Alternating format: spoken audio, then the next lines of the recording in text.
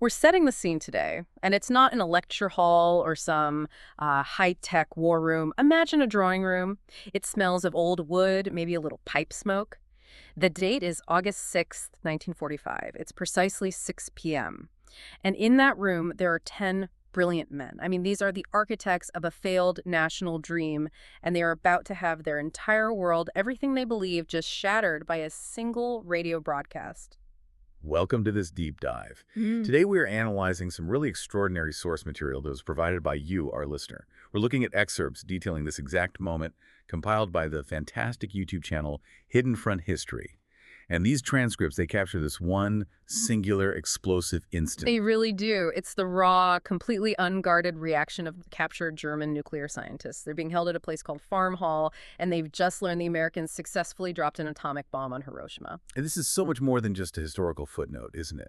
Oh, absolutely. It's a deep dive into the absolute collision of theoretical physics and brutal industrial reality. We're going to unpack that immediate shock, the profound scientific denial that comes right after, and then the moral collapse. These are men who, until that precise moment, genuinely believed the bomb was years away, maybe even decades. They'd convinced themselves they'd failed, sure, but they'd also convinced themselves that no one else could possibly succeed either. Exactly. Okay, so let's unpack this. The core tension we're really digging into is this intellectual arrogance confronting a devastating reality. These men were the best, the absolute brightest, and they believed the bomb was an engineering impossibility, at least within the constraints of wartime. And the news proved them catastrophically wrong. And not just about the physics, which, they were mostly right about. Dude, where? But about the sheer scale of industrial capacity and, the human determination that was wielded by their enemy. Absolutely. Our mission here is to really understand what happens when a scientist's entire knowledge base just fundamentally fails them. We're drilling down into that historical transcript to interpret those 3 seconds of silence that follow the announcement. That silence. Yeah, that vacuum of sound, it just speaks volumes. It's about the end of one era of scientific inquiry, where knowledge was considered neutral, and the violent beginning of another, one that's just fundamentally burdened by existential consequence. Okay, let's really set the stage then. Farm Hall, August 6th, 1945. The location itself it's part of the whole psychological operation. It is. It's this classic English manor house in a place called Manchester, about, 17 miles from Cambridge? Tall Georgian windows, manicured lawns. It looks idyllic on the outside. But it's not. It's really kind of uncomfortable, high-stakes purgatory for the men inside. It's a gilded cage. It was a gilded cage, and that was completely strategic on the part of British intelligence. It was designed to maintain a comfortable environment, sure, but also to ensure they were totally isolated. So they couldn't communicate with the outside world at all. Not at all. And the source notes this pervasive scent of old wood and smoke. It paints a picture of this stagnant, enclosed environment where they've been trapped, just waiting for 3 months. And we need to be clear about who these men are. These aren't just soldiers. They are the intellectual elite of the Third Reich's scientific efforts. Men of profound theoretical knowledge. You're talking about Werner Heisenberg. The theoretical physicist, yeah. Otto Hahn, the man who actually discovered fission. Yeah. Carl Friedrich von Weizsäcker, a key young theorist. Kurt Debner, who ran the practical experiments. And Walter Gerlach, who was the coordinator for the whole research program. Right. And their incarceration at Farm Hall, this was the end goal of something called Operation Epsilon. A critical mission for British and American intelligence. Absolutely.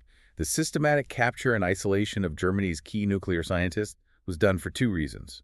First, to find out exactly how close Germany had come to getting a weapon. And second, and maybe more importantly, to prevent all this priceless scientific brainpower from falling into Soviet hands. The next conflict was already on the horizon. For years, the Allies had lived in, absolute terror that Hitler would get an atomic weapon.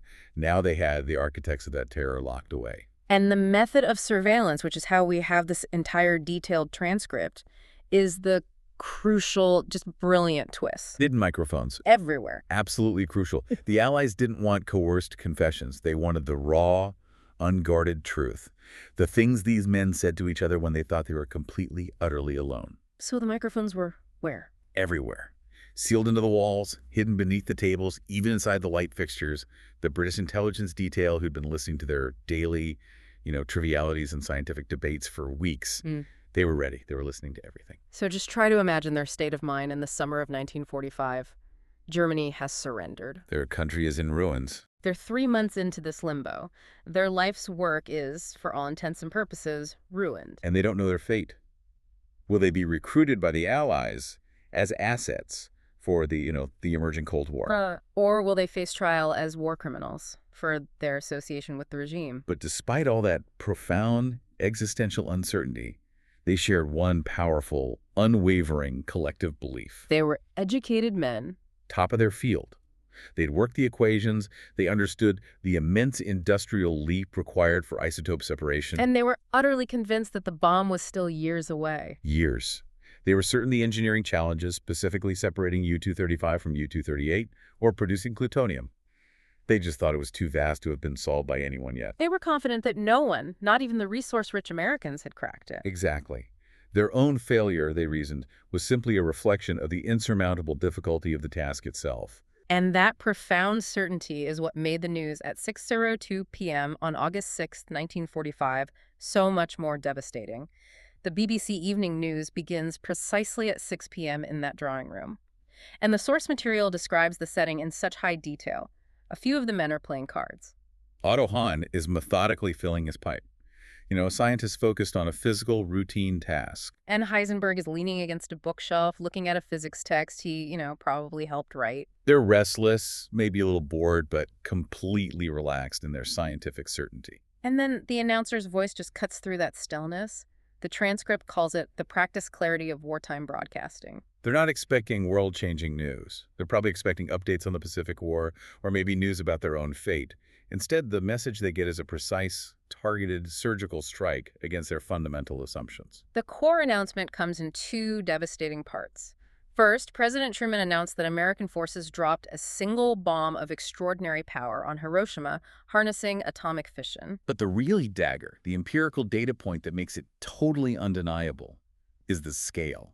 It was reported to be equivalent to 20,000 tons of TNT. 20 kilotons. That phrase, 20,000 tons of TNT, that is the immediate non-negotiable proof. It is. You can't get that kind of energy release from conventional explosives. It's not a hoax. Yeah. The moment the announcer says those words, the room physically freezes. The source captures it so brilliantly, card game suspended between fingers. Hahn's pipe stops halfway to his mouth. Heisenberg turns from the bookshelf, his expression just instantly transforming from relaxed certainty to momentary terror. And then we get the most profound moment in the entire transcript, the 3 seconds of silence. The microphones just capture a void. In those 3 seconds, the only identifiable sound is the radio's static hum and, the distant pastoral call of an English crow. All their intellectual certainties, their professional pride, their self-justifications, their deeply held assumptions just collapse into that vacuum of sound. It is the sound of hubris meeting catastrophic reality. And when the silence finally breaks, it's a scramble back toward denial.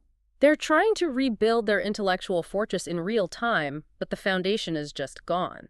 The initial reaction is disbelief, almost whispered. Otto Hahn, the man who discovered fission, speaks first. They must have made a mistake. But the transcripts record that his voice is utterly hollow. There's no conviction. He's the one who bears the greatest moral weight, and he feels it instantly, even before the scientific truth really sinks in.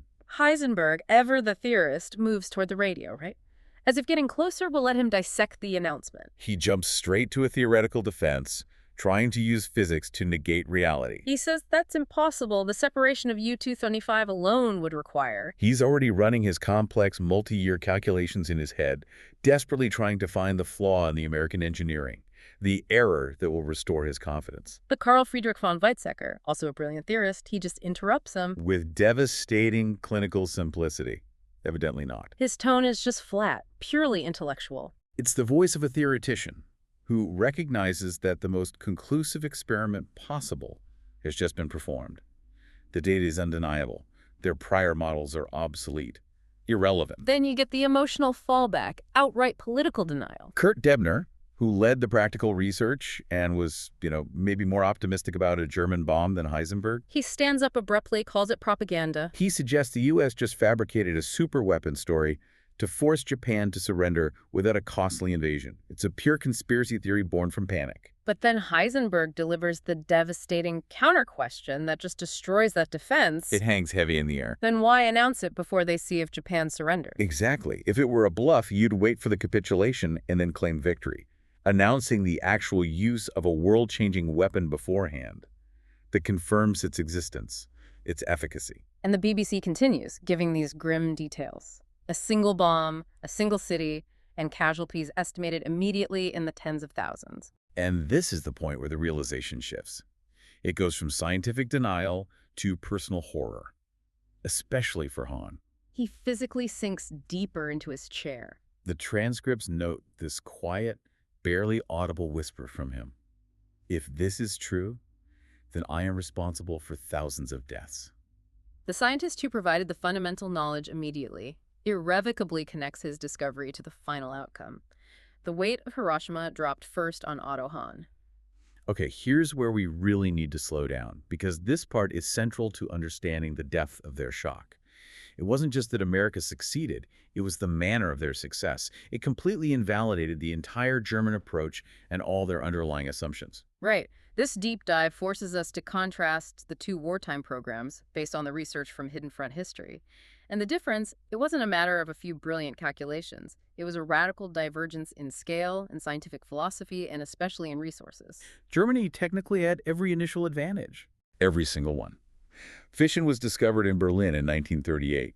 They had the world's finest theoretical physicists, Heisenberg included. They had industrial capacity. They had early military urgency. They had the German uranium club, the Uhrenverein, from 1939 to 1945. It started with brilliance and a head start, but it devolved into paralysis and Yeah. ultimately failure. And their failure was largely rooted in a crucial theoretical error, wasn't it? It was, and that error was then compounded by resource constraints. Heisenberg's initial calculations suggested that the amount of pure uranium-235 needed for a bomb, the critical mass, was relatively high, Which meant they would need vast quantities of separated material. which led them to the conclusion that the separation process was industrially impossible under wartime conditions. Because we should explain, U-235 is chemically identical to the much more abundant U-238, so separating them is a huge challenge. A monumental challenge. You can't use chemical reactions. You have to rely on this tiny, tiny difference in weight. So it's like sorting a mountain of sand where almost all the grains are one kind, and you're looking for the few that are infinitesimally lighter. It's a perfect analogy. The process is painfully slow. It requires vast amounts of energy and extremely sophisticated machinery. And this is where their fatal choice comes in. Because they deemed isotope separation impossible on a wartime scale, they chose to pursue reactor designs. A nuclear engine or a power source, not a bomb. Exactly. They focused on using heavy water, or deuterium oxide, to moderate the nuclear reaction, hoping to create plutonium in the reactor. Because plutonium is a separate element, so it would be easier to separate chemically than U-235. That was the theory. They were trying to be resource efficient to fit the project into the constraints of a war-battered German economy. An economy that was constantly being bombed and was prioritizing rockets and conventional weapons. Right, so their program was constantly throttled by bottlenecks, particularly the supply of heavy water, which was mostly produced in Norway, and was a constant target for Allied sabotage. And this leads back to that dangerous self-deception we mentioned. They convinced themselves, based on their equations and their limited access to resources, that the engineering challenge was simply impossible. They calculated that no one could build a deliverable weapon before 1947 at the absolute earliest. I think we need to pause here on your point about intellectual arrogance versus practical failure. The source strongly implies that Heisenberg's team, while brilliant, suffered from a kind of blind spot. Oh, so? They were so focused on the elegance of the theoretical solution, the heavy water reactor, that they dismissed the possibility that brute force industrial methods could just overwhelm the theoretical difficulty. They were right about the physics being hard. But fatally wrong about the timeline, because they severely, severely underestimated the scale of the American commitment. Okay, now let's contrast that with America's Manhattan Project. Success through industrial scale. While Germany was calculating and waiting for more heavy water, America was essentially building a parallel wartime economy just for this one goal. The source material really highlights the key difference in philosophy. America didn't ask, how can we do this efficiently? They asked, how quickly can we do this if we ignore cost? They employed what was called bottomless funding and operated with the principle of American abundance. They just ignored careful resource allocation. General Leslie Groves, the military head, he mobilized what the sources confirm was the largest scientific industrial effort in human history. He treated the scientific problem as an industrial manufacturing challenge. And this wasn't about a single lab in the desert, which is kind of what the Germans envisioned. No, we are talking about building entire, functional, highly guarded cities dedicated solely to this purpose. Los Alamos for assembly and design. Oak Ridge for enrichment, Hanford for plutonium production. They employed hundreds of thousands of workers, not hundreds of scientists, working simultaneously around the clock. And crucially, America didn't bet on a single technical solution. Which is exactly where Germany got trapped with heavy water. The Americans pursued 4 separate technical paths at the same time. Electromagnetic separation, thermal diffusion. The plutonium breeder reactor path and the primary success method. Gaseous diffusion for U-235 enrichment. Gaseous diffusion requires kilometer-long plants, like K25 at Oak Ridge, just full of specialized filters and pumps to slowly, painstakingly enrich the uranium. It was an incredible gamble. A huge one. The Germans rejected gaseous diffusion because the cost and scale were astronomical, and the success rate was totally unproven.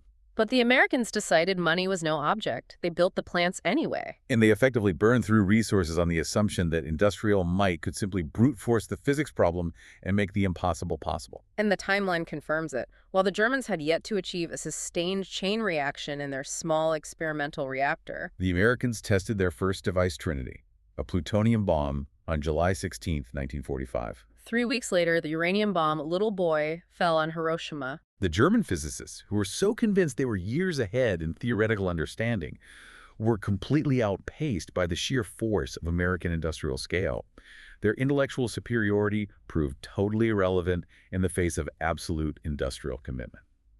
So the initial shockwaves of denial gives way pretty quickly to confusion, then defensive anger, and finally this sort of self-incriminating psychological firestorm. By 7:30 p.m., the scientists have moved to the dining room, but the food is untouched.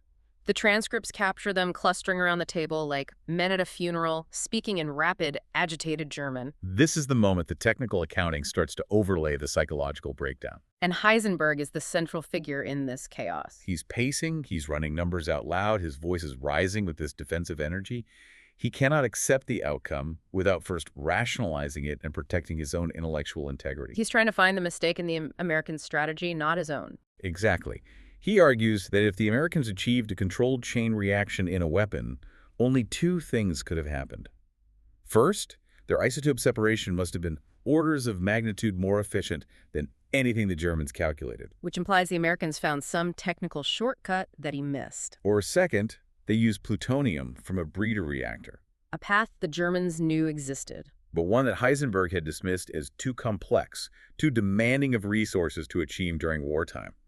He's frantically trying to fit this undeniable outcome into his failed theoretical framework. But Otto Hahn, the man of the discovery, he just interrupts this technical minutia with chilling finality. Who did it? We didn't. That's the only relevant fact. His voice is hoarse. It just cuts through all the defensive physics talk to deliver the one undeniable, non-negotiable truth of their situation. Failure. Hahn recognizes that the intellectual debate is over. Reality has delivered its verdict. And that seems to be the trigger point for the frustration to turn completely inwards. It is. Walter Gerlach, who coordinated the German research in its final chaotic years, he wasn't a theorist. He was an administrator who had fought for the funding, for the men. And he's utterly crushed. And he turns his anger directly onto Heisenberg. This confrontation is a crucial moment of personal accusation and exposed political pressure. Gerlach is just consumed by this feeling of personal betrayal and wasted effort. He says, and his voice is breaking, "I trusted you. I defended your calculations to the high command. I told them it was possible if they gave us what we needed." I staked my career, perhaps my life, on your estimate. And Heisenberg snaps back defensively, retreating into the facts of their progress. We did deliver results. We built the reactor. We achieved neutron multiplication. We were close to the critical point, given time and resources. He's just listing excuses, really. It sounds like it. And then Gerlach unleashes the core, searing accusation that just silences the room and confronts their collective failure to the regime they served. We had 4 years. And where was our bomb? Where was our demonstration? Where was anything that justified the money and the men?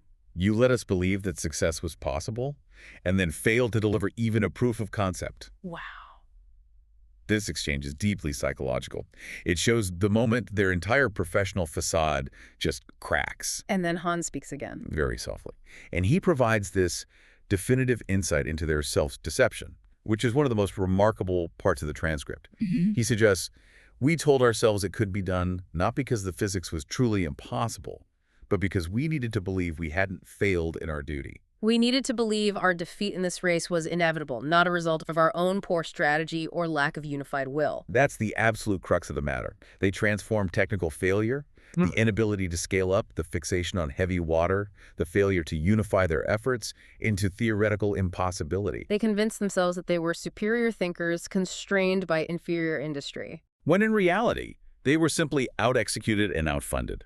The Farmhall transcripts confirm that the failure wasn't just technical, it was a profound failure of vision and managerial structure. As that technical and professional firestorm dies down, the scene shifts. It becomes purely moral and deeply personal. Yeah, it's 10 p.m. and later. Otto Hahn is alone in his bedroom, just sitting on the edge of his bed. He's 66 years old, and the knowledge that he gave the world has just been used for mass destruction. He's reliving the moment of his discovery. 7 years earlier, 1938, in a lab in Berlin with Fritz Strassmann, he had discovered nuclear fission. He saw it as pure science, a breakthrough that fundamentally rewrote physics. And now that pure knowledge has incinerated a city, he won the Nobel Prize for it, and the moral liability he now feels is just crushing. The source really emphasizes the profound personal isolation Hahn experiences in this moment.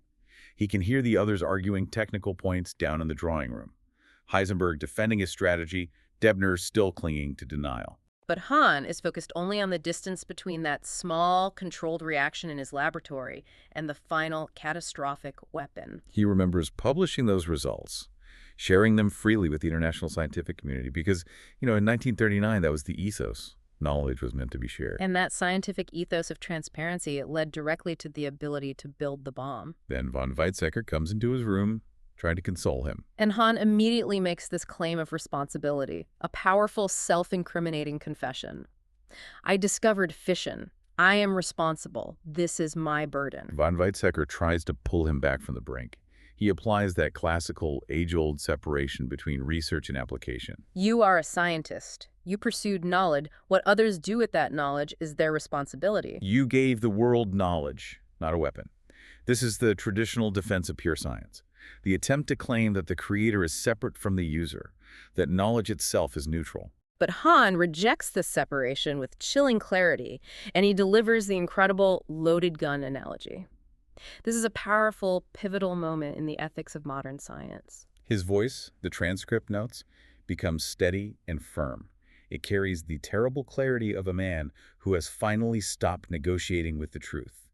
He tells von Weizsäcker that separation is a lie we tell ourselves. When you hand a child a loaded gun and claim you were simply curious about ballistics, you do not escape culpability by citing scientific method or pure intention. The knowledge itself, once you know it's dangerous, carries inherent responsibility. That analogy absolutely destroys the idea of neutral science in the modern age. It does. It argues that once the consequence is clear, once the weapon is known to be possible, the scientist has to account for the entire chain of events they initiated, regardless of their original intentions.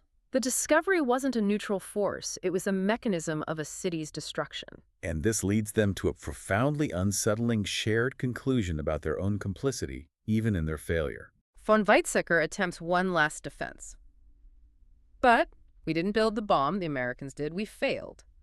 But Hahn's response is the final word on their shared guilt. We showed them it was possible.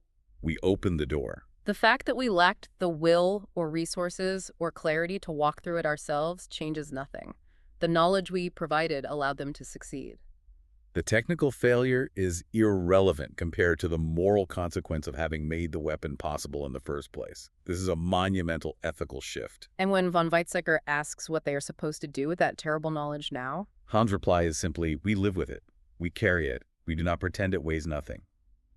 They understand that they, too, are men of the nuclear age now. The next morning, August 7th, the British intelligence officers are reviewing the transcripts and they're observing a shift. Right. The emotional shock of the news has now crystallized into this harsh, detailed accounting of their own technical failure. They're retreating back into the comfortable territory of physics. And Heisenberg, ever the theorist, he'd been up all night. Filled 3 chalkboards with backward calculations. He was trying to work from the reported energy yield, that 20 kilotons, to the probable bomb design and the critical mass required. And his conclusion, reached around 3 a.m., was a bitter realization. His fundamental assumption about industrial impossibility was wrong. The Americans had either achieved isotope enrichment at scales he considered theoretically unsound, or they successfully used the plutonium path he had dismissed. The failure was fundamentally a failure of recognizing scale. It wasn't in the physics, which was sound, but in their inability to comprehend human determination, unified national effort, and the sheer bottomless capacity of American industry. And that realization has to be incredibly painful for men who prided themselves on their superior intellectual capabilities. And the avoidance mechanism here is so critical. The source highlights that the scientists actively avoid discussing what Germany might have done with an atomic bomb if they had succeeded. They focus relentlessly on engineering failure and technical miscalculation. This avoidance is deeply revealing. It is far, far easier to admit you were wrong about engineering. That your critical mass calculation was slightly off, or your industrial estimate was poor. Then to confront the ethical void. If they had to admit that they, working for Hitler's regime, would have used the bomb, it changes their moral standing from simply being failed scientists to being potentially successful mass murderers. So they retreat into the technical puzzle to maintain a semblance of professional integrity, avoiding that greater question of their complicity. The final scene, captured in the source material, happens the afternoon of August 8th, in the garden. Hahn is walking alone among the roses, reflecting on the peaceful gentleness of the English summer, which is completely unmarked by the violence they now feel responsible for.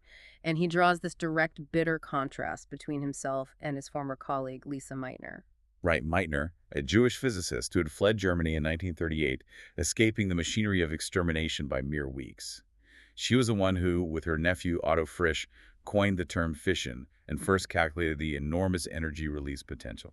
And crucially, when she was asked to work on the American project, she refused to work on weapons. She chose exile and moral clarity over compromise, remaining true to the non-military pursuit of knowledge. Hahn stayed behind. He rationalized it right, telling himself he was protecting German science, preserving something for after the war. Claiming he wasn't really helping the regime, just pursuing pure knowledge. And in the garden, he understands the terrible clarity of Meitner's choice. He realizes there was no neutral ground. He was either with the regime or against it. And his scientific efforts were fundamentally linked to the military goal. Then von Weizsäcker joins him in the garden and asks the unavoidable counterfactual, the question they had all been avoiding. If we had succeeded first, would we have used it on, say, London? Hahn's honesty here is terrifying because it's a self-judgment. He says very quietly, I don't know. I hope not. But I no longer trust my own judgment about what I would have done under those different circumstances. He admits that the moral clarity he possesses now is a luxury of failure. If they had the weapon, he cannot guarantee he would have refused Hitler's command. He recognizes that the Americans made the choice to use the bomb to end the war, and he admits he can't pass judgment on whether that choice was moral or monstrous or a cold necessity. He only knows that they cannot undo what has been done. The knowledge is unleashed. It can never be retrieved. And the final horrifying truth that settles over them is this. The weapon exists now. It will always exist. We cannot unknow what we have learned. The door to existential threat is open forever, and they were the ones who turned the key. And that is what makes Heisenberg's last defense, his insistence that we did good science, our physics was sound, so profoundly problematic. It is, and von Weizsäcker frames it perfectly, turning that defense into the indictment. He's right, our physics was sound. That's not a comfort, that's the problem. It was the good science that made this possible. So what does this all mean for us? This deep dive, based on the transcripts from Hidden Front history, it wasn't just about comparing U-235 enrichment methods or, the details of the heavy water reactor path. No.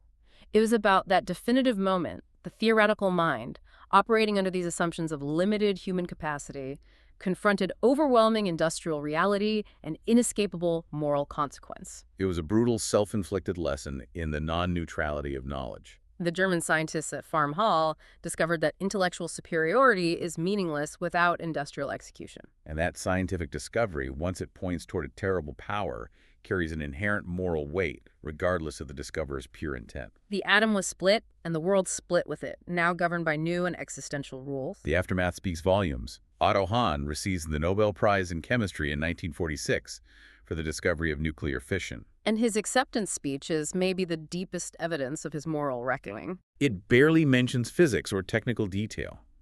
Instead, he speaks extensively about responsibility, the weight of knowledge, and the terrifying distance between understanding the atom and understanding what humanity will do with that understanding. He carried the weight of Hiroshima for the rest of his life, a weight that his colleague Lisa Meitner chose to avoid. Heisenberg returned to rebuild physics in Germany, forever struggling to reconcile his undeniable brilliance with his program's failure and his compromised service to the regime. And von Weizsäcker, profoundly changed by the experience at Farm Hall, he abandoned much of his work in theoretical physics to become a philosopher. He spent decades trying to articulate the ethics of science in the nuclear age, a clear reaction to the moral vacuum he experienced in that English drawing room. The crucial discovery they made at Farm Hall was that the men who opened doors to profound knowledge cannot escape responsibility simply by claiming they were curious about what lay beyond.